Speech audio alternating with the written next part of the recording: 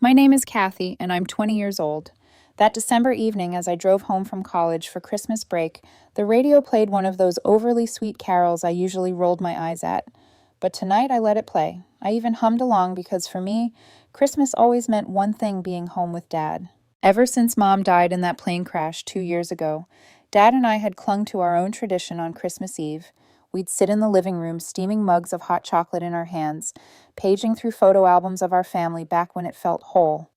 It wasn't easy, but those nights gave me hope that even with the gaping hole Mom left behind, Dad and I still had each other. I gripped the steering wheel tighter, whispering, "Just a few more hours, Mom. Just one more Christmas with Dad." For a fleeting second, I imagined her voice calm and soft, telling me everything would be all right. When I pulled into the driveway, the house looked different. I told myself it was just the new string of lights along the roofline, but something deeper felt off. My chest tightened as I dragged my suitcase from the trunk. Keys jingled in my hand, but when I slipped mine into the lock and twisted it jammed. I frowned, tried again. Nothing? The lock wouldn't turn. A chill ran down my spine. Dad had never changed the locks. Why now? I knocked softly at first, then harder. Footsteps padded toward the door. The knob turned, and when it opened, my whole world shifted. A woman, blonde, early 30s maybe, stood in the doorway wearing an apron. Her lips pursed, like she was annoyed I'd interrupted dinner prep. Her eyes scanned me with quick calculation before she asked, clipped and unfriendly, "Can I help you?" I blinked. This is my father's house. I'm Kathy. I just got home for Christmas break." Her whole demeanor flipped in a heartbeat. That tight mouth stretched into a wide smile, but it was too sharp, too rehearsed. "Oh, Kathy," she cooed, as if I were a child, not a 20-year-old woman who'd just driven 5 hours straight. "I've heard so much about you. I'm Sarah, your father's new wife. He just stepped out to the store, but he'll be back soon. Please come in." New wife. My stomach clenched. Dad. Remarried. Without telling me. The words rattled in my skull. When? How? Why didn't he say anything? Dragging my suitcase inside felt surreal, like I'd walked into a stranger's home wearing my old shoes. The walls still held familiar frames, but new curtains draped the windows, and the mantel was crowded with decorations that weren't ours. I caught myself searching for Mom's smiling face in the photographs, but none of her remained. I muttered, "I'll just head up to my room." My voice trembled. But Sarah stepped in front of me with practiced ease. "Oh, honey, maybe just wait down here for your father. Your room is, well, occupied now." I froze. Occupied by who? She tilted her head, smile unwavering. "It'll be easier if your dad explains." Against my better judgment, I let her usher me into the living room. She sat beside me on the couch, far too close, her perfume heavy and cloying. "I know this is a shock," she said sweetly. "But your father and I fell in love instantly. It was like something out of a movie. We got married 2 weeks ago, just the two of us, and my boys, Tyler and Jake. They're 8 and 10. Such precious kids. Your father absolutely adores them." Upstairs, the ceiling thudded with the sound of children sprinting, laughing, shrieking. My room, my sanctuary, my history. "They're probably jumping on the bunk beds your father bought them." Sarah chuckled. "He even painted the room blue for them. Such a wonderful stepdad already." I couldn't breathe. Blue walls, superhero posters, bunk beds, overwriting every memory of Mom and me. The room where I cried into my pillow after she died, where I kept birthday cards, journals, photographs, erased. I forced the words out. "So, where am I supposed to sleep?" Sarah patted my hand, her nails digging slightly into my skin, as if she wanted to remind me who was in control. "Talk to your father. He'll know what to do." The front door opened then. Groceries rustled. My heart leapt, waiting for Dad's smile, for his arms to wrap around me. Instead, he stepped in, saw me, and froze. No hug, no warmth, just a nod. "Hi, Kathy, I see you've met Sarah." I stood quickly. "Dad." But he set the bags down and sank into his recliner, studying me, as though I were a problem he hadn't expected to find waiting in his living room. "Good," he said flatly. "That makes this easier." The words sliced sharper than any blade. "Kathy, you need to understand things have changed here. I have a new family now. They live here. There's no room for you anymore." For a moment, I was sure I'd misheard him. No room for me. On Christmas Eve. The floor seemed to tilt beneath me. My heart pounded in my ears, and yet the silence that followed was even louder. "Dad, It's Christmas Eve, I whispered, my voice breaking. I drove all this way. Where am I supposed to go? He shrugged like I'd asked him to solve a stranger's problem. You're 20 years old, Kathy. You'll figure it out. Adults do. Sarah leaned against the doorway, smiling just enough to sting. Maybe a hotel, or your dorm. Surely that's still open. My throat tightened, but I forced myself to ask, can I at least stay tonight? Just one night. Sarah's fake sympathy returned. That would be so inconvenient. My parents are arriving tomorrow. My brother's family, too. Every room is taken. You'd only be in the way. Her tone turned chipper, almost cruel. Your things are already packed. I boxed them up myself. Her words echoed as I climbed the stairs, legs trembling. The hallway no longer felt like mine. It had been repainted with Sarah's family photos. Where my childhood smiled from frames last year, strangers now stared back. I opened my bedroom door. The bright blue walls glared at me. My bed gone. Bunk beds instead. Toys scattered. Posters of superheroes where my photos of Mom once hung. 3 cardboard boxes sat in the corner, 20 years of memories shrunk into flimsy walls of cardboard. I carried them down one by one. Dad and Sarah murmured in the kitchen, their voices dropping as I passed. Sarah's laugh, sharp, satisfied, cut deeper than any insult. At the door I asked one last time, Dad, are you really doing this to me tonight of all nights? He didn't meet my eyes. You'll figure it out, Kathy. You always do. That was worse than Sarah's cruelty. I loaded the boxes into my trunk, sat behind the wheel, waited. Some part of me begged for the door to fling open for Dad to run out, say it was all a mistake. But the lights inside stayed warm and golden, reserved for someone else. Tears blurred my vision. I dialed Aunt Lisa. Voicemail. Uncle Rick. No answer. Cousin Jenny's phone rang endlessly. At last, Aunt Carol picked up her voice cheerful until she heard mine. Oh, sweetie. I'm so sorry. We're already in Florida with Tom's parents. We won't be back until after New Year's. Is everything okay? Yeah, I'll be fine. My lie cracked at the edges. Everyone was gone. Everyone except Grandma Rose, Dad's mother. We hadn't spoken much lately. Dad always said she was too old to be bothered. My thumb hovered over her number. Then I pressed it. She answered on the second ring. Kathy. Oh, what a wonderful surprise. I was just thinking of you. My chest caved. Grandma.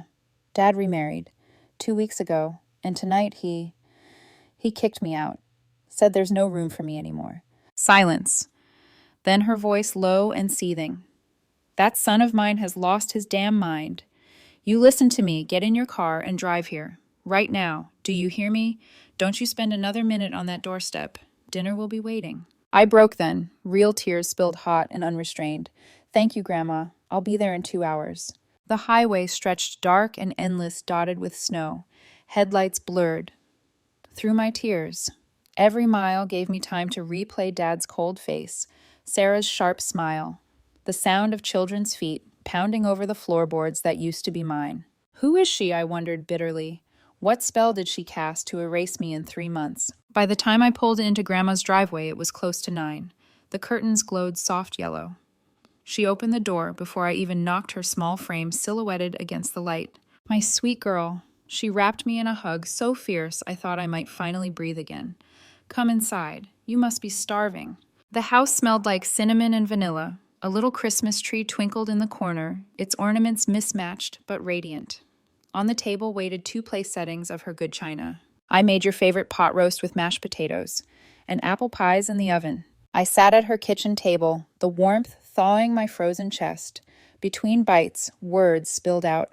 How Dad changed the locks, how Sarah greeted me like a guest, how my room was painted over, how Dad sat in his chair and said there was no room for me anymore. Grandma listened, her knuckles whitening around her fork.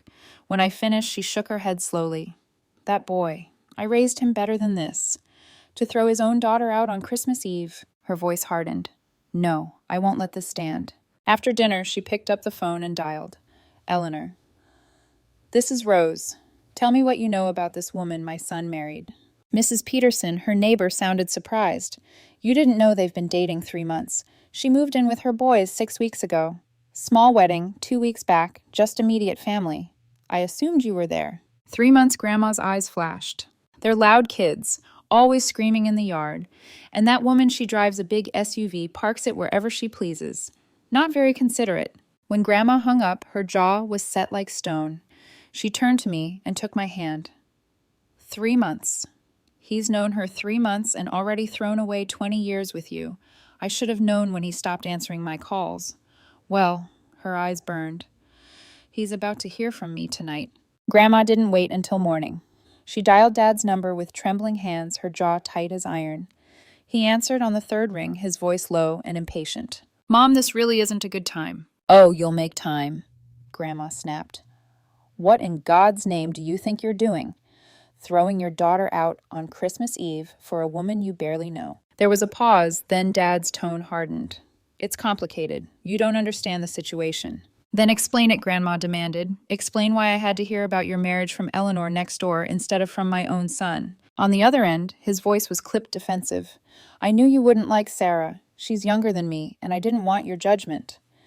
She told me this would happen, that Kathy would resent her, that you'd take Kathy's side and try to turn me against my wife. Sarah thinks, Grandma spat, her voice shaking. And what do you think, Michael? Does your thinking not count anymore? But the line went dead. Dad hung up. Grandma slammed the receiver down so hard the china rattled in the cabinet. That boy, she muttered, is going to regret every last bit of this. Christmas morning at Grandma's was both tender and painful. She surprised me with wrapped presents beneath her little tree scarves, books. A silver locket, she said once, belonged to her mother. I always keep a few extra gifts, she explained, her eyes twinkling through unshed tears. You never know when someone might need reminding they're loved. We ate a slow breakfast, but beneath the cinnamon rolls and warm coffee lingered a storm. At noon, Grandma picked up the phone again. Michael, she said firmly when he answered, I've thought long and hard. You want to choose a stranger over your family? Fine, but don't expect a penny from me. I'm rewriting my will.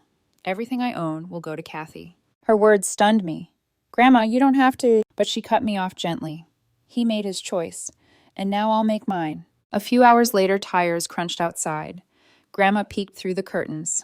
Speak of the devil. The front door shook under his pounding fists. Mom, open up. I need to talk to you. Grandma opened the door but didn't step aside.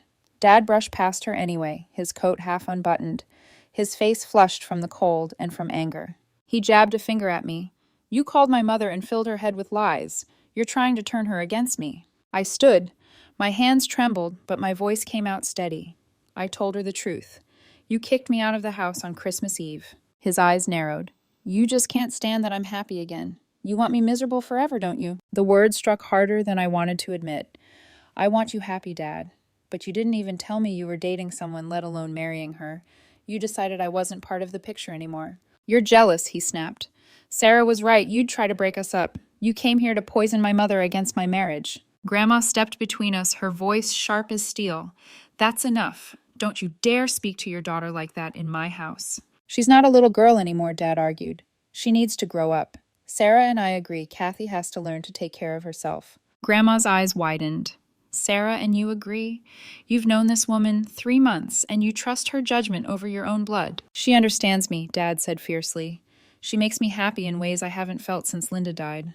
And what about Kathy's happiness? Grandma demanded. Dad turned to me, his gaze cold and final. My responsibility is to my new family now. Sarah's boys need a father. Kathy's had 20 years of my attention. It's their turn. It was like hearing my own death sentence. So you're replacing me with them. My voice cracked. I'm not replacing anyone, he said firmly. I'm shifting priorities. His jaw clenched. And speaking of priorities, I'm done paying for your college. Sarah thinks I should be spending on Tyler and Jake instead. They need camp, sports school trips. You can figure out your tuition yourself. My knees buckled. He'd promised. 4 years he'd promised. Before I could speak, Grandma cut in her hand, gripping my shoulder. Not another word, Michael. I'll pay every cent of Kathy's college. You won't use money to punish her. Dad's face flushed red. This is exactly what I meant. You're turning my own mother against me. Nobody turned me against you, Grandma shot back. You did that when you turned your back on your daughter. Dad's voice dropped venomous. You'll both regret this. Sarah was right. We should cut ties with anyone who doesn't support us. Grandma's voice was quiet, deadly. Then go. Go back to your wife. But don't expect forgiveness when she's finished with you. He stormed out, slamming the door so hard the window panes rattled. The silence afterward was suffocating. My chest caved, tears burning my eyes. For the first time since Mom's funeral, I sobbed like a child. Grandma held me close, stroking my hair. I'm so sorry, honey. I don't know what's happened to him, but mark my words, he'll come to regret every decision he's making right now. The next morning, Grandma was on the phone before I even got out of bed. I heard her voice rising and falling as she called every relative one by one. By noon, word had spread across the family tree like wildfire. Uncle Tom was furious. Aunt Patricia said she could hardly believe it. Cousins-in-laws, old family friends, each call was another thread pulled unraveling Dad's carefully constructed image. He wanted to build a new family, Grandma muttered grimly, setting the phone down at last. Now he can live with the consequences. The rest of us won't stand by while he tramples over you. I stayed silent, guilt twisting in my chest. As much as I hated what Dad had done, part of me wondered if I'd just made his life implode. But the updates came quickly. Uncle Tom canceled the investment he'd promised Dad's business. Aunt Patricia refused to interview Sarah for a job at her office. Invitations to New Year's parties were withdrawn, one by one, doors shut in his face. Weeks later, Grandma's neighbor, Mrs. Peterson, called again. Rose, I hate to gossip, but you should know, there's shouting at Michael's house almost every night. Sarah screaming at the boys. Michael yelling at Sarah. It's chaos. Grandma pursed her lips. Not gossip, Eleanor. Just proof. I wanted to feel vindicated. Instead, I just felt hollow. By February, Dad appeared on my campus. I was leaving class when I spotted him waiting near the student center. His business suit rumpled shadows under his eyes. Kathy, he said when I approached, his voice raw, we need to talk. I considered walking away, but curiosity anchored my feet. I followed him into a cafe where he sank into a booth like a man collapsing under invisible weight. The moment the waitress left our table, his composure cracked. This is all your fault. I blinked. Excuse me. Because of you, he said, stabbing a finger toward me. No one in the family will talk to me. Tom won't invest in my expansion. Patricia won't give Sarah a job. Every door has closed. You've poisoned everyone against me. I stirred my coffee slowly, forcing calm into my voice. You did that yourself, Dad. You threw me out on Christmas Eve. People don't forget things like that. He leaned closer, his face tight with anger and desperation. My business is falling apart. Sarah and I fight constantly. She says I misled her, that I promised a better life. She threatens to leave. Do you know what that feels like? To watch everything crumble. A bitter laugh escaped me. Do I know what it feels like? You made me sleep in my car until Grandma rescued me. You erased me from my own home. Don't stand here begging for sympathy now. His voice cracked, but his pride wouldn't bend. You have to fix this. Call your grandmother. Tell her you exaggerated. Tell the family I didn't kick you out. I pushed back my chair. You told me I was an adult, that I'd figure it out myself. Well, Dad, now it's your turn. He reached out as if to grab my arm, but stopped. Fingers trembling inches from my sleeve. Kathy. Please. I walked out, leaving him in the booth alone with his empty coffee cup. For the first time, I didn't feel like the abandoned child. I felt like the one who had left. Still as I stepped into the cold air, my chest ached. No matter what he'd done, he was still my father. And I couldn't shake the thought that someday when Sarah finally tired of him, he'd realize just how much he'd lost. The months dragged on. Each week, Grandma delivered updates over the phone, like bulletins from a distant war. Your father's business is collapsing, she said one evening. Contracts are falling through. No one trusts him anymore. Another time, Sarah hasn't lifted a finger to help. She stays home, snaps at the boys, and tells everyone Michael should be providing. Eleanor says the shouting's constant. And then the inevitable. She's gone. Kathy. Packed up. The boys moved back with her parents. Told the neighbors Michael was a liar, that he promised her a life of luxury, then left her with nothing. When Grandma said it, I felt nothing. No satisfaction, no triumph. Just a strange emptiness, like watching a slow-motion car wreck you tried to stop. By spring, I was finishing my senior year.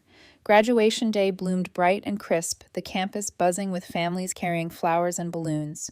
Grandma sat proudly in the front row, her hands folded tight, eyes brimming with tears. Aunt Patricia. Uncle Tom cousins, they all came, their faces radiant with pride. And in the very back, almost hidden among strangers, sat Dad. Thinner, older, his suit cheap and ill-fitting. He clapped weakly as my name was called. I accepted my diploma, the cheers of my family surrounding me, but my eyes drifted again and again to that solitary figure in the back row.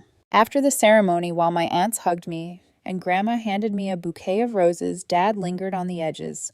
Finally, he approached. Kathy, he said softly. His voice was hoarse as if unused. Can I speak with you? We stepped aside under the shade of a tree where laughter from other families drifted like a language we no longer shared. Congratulations, he said. His gaze flicked down, then up again. Your mother would have been proud. I said nothing, waiting. I want to make things right. His voice cracked on the last word. I divorced Sarah. I see now you were right about her. She used me. I was blinded. I thought I'd found someone who could fix the loneliness, but all I did was destroy the one real family I had. A bitter knot twisted in my throat. What do you want, Dad? His eyes glistened. I want my daughter back. I want to be your father again. I got a job construction with an old friend. It's honest work. I don't care about money anymore. I just want us to be a family again. I studied him, this broken man, his pride stripped away. Once I'd have given anything to hear those words. But now... You chose to stop being my father, I whispered. You can't just switch it back on because your other choice failed. He winced, but nodded slowly as if he'd rehearsed for rejection. I know I hurt you. People make mistakes, Kathy. Can't you forgive me? My voice trembled. Not now. Maybe someday. But not now. He swallowed hard, blinking fast, then gave a small nod. I understand. I'll wait. When he walked away, shoulders hunched, I realized I wasn't crying. For the first time since Mom died, I wasn't the broken one. He was. Still, my heart ached with a question I didn't dare voice. If he truly wanted me back, why did it take losing everything to realize my worth? Life after graduation began to settle. I found work at a small marketing firm in the city, rented a modest apartment, and began shaping a future on my own terms. Every weekend, I drove to Grandma's, her hugs and apple pie reminding me that I still belonged somewhere. But news of Dad always found me whether I wanted it or not. Your father's working again, Grandma reported one Sunday afternoon as we trimmed her rose bushes together. Construction. Long hours, rough on the body. But it's honest. He looks healthier. Weeks later, he's seeing someone new. Carol. A nurse about his age. Seems decent. Nothing like that Sarah woman. From what Eleanor says, Carol is kind, practical, doesn't care about money. Part of me wanted to shut it out to stay numb. Another part, a softer, treacherous part, wondered if this was a second chance, if Dad could really change. 6 months later, Grandma invited both of us to dinner. Just this once, she begged when I hesitated. Not for him, for me. I couldn't deny her. When I arrived, Dad was already seated at the dining table, looking older but calmer. His suit was gone. He wore a simple shirt, sleeves rolled, calluses visible on his hands. The sight startled me. For the first time, he didn't look like the confident businessman or the desperate man clinging to Sarah. He just looked human. Dinner was quiet at first, chicken and potatoes, the clink of silverware, the soft ticking of Grandma's clock. Finally, Dad cleared his throat. I owe you both the truth, he said, his eyes fixed on the table. I rushed into that marriage because I was drowning. After your mother died, Kathy, I thought the loneliness would kill me. When Sarah smiled at me, I felt alive again. I ignored every red flag because I was desperate, and in my desperation, I threw you away. I gripped my fork, his words pressing against wounds that hadn't healed. He looked up, meeting my eyes. I don't expect forgiveness, but I need you to know I see what I did. I betrayed you, my own daughter. The room was heavy with silence. Grandma's lips were pressed tight, but her eyes softened slightly. Dad continued, his voice trembling. I'm seeing a therapist now, trying to understand why I let grief make me reckless.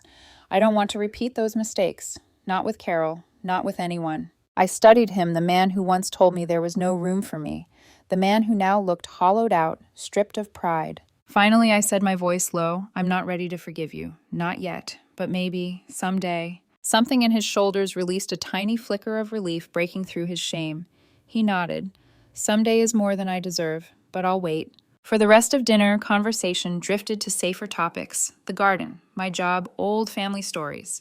But beneath it all, I felt a tension in the air, fragile and tentative, like the first thaw of ice in spring. Time has a strange way of smoothing the sharpest edges, but never fully erasing them. I built my life piece by piece, work at the firm, grew steady, promotions came slowly but surely. And I furnished my apartment with things I chose, not hand-me-downs, not remnants of someone else's life. For once, everything around me felt truly mine. Grandma became my constant. I visited her every few weeks, carrying fresh flowers or pastries from the city. We'd sit on her porch with tea, watching the world go quiet as dusk settled in. Every time I'd catch her studying me, pride glimmering in her eyes like she was silently telling me, "You made it, honey. Even after all that you made it." Dad was a different story. We weren't close. Not anymore, but we weren't strangers either. At family gatherings hosted by Grandma, we'd exchange polite words. "How's work? Good, thanks. You look well." "You too." It was civil but empty, like speaking through a pane of glass. Still, I noticed the effort. He looked healthier. Carol sometimes joined him, and she seemed genuine kind, grounded someone who didn't demand he cut ties to prove love. And Dad, he was quieter, more careful with his words. A humbled man. Yet every time our eyes met across Grandma's dining table, I saw the shadow of that Christmas Eve, the night he told me there was no room for me. That wound never fully healed. One evening after leaving Grandma's, I drove past my childhood street. Dad's old house stood there, but it wasn't his anymore. A for sale sign swayed gently in the yard. The blue-painted room that once belonged to me, then to Sarah's boys, now belonged to no one. The house looked smaller than I remembered, emptier. I parked for a moment, staring at it through the windshield. That house had been the stage of so much joy, so much betrayal, and now it was just a shell. I whispered to myself, "Let it go, Kathy." Then I turned the key and drove away. Looking back now, I've realized something. Blood makes you related, but love makes you family. Dad may always carry the title of father, but Grandma was the one who stood by me when everything fell apart. She gave me shelter, strength, and a future. Maybe one day Dad and I will bridge the gap between us. Maybe not. Life isn't a movie where every wound heals neatly, but that's okay. I don't need a perfect ending. What I have is enough. A career. I'm proud of an independence I fought for and the unwavering love of the woman who reminded me that family isn't who you're born to, it's who refuses to let you go. And that more than anything is what saved me.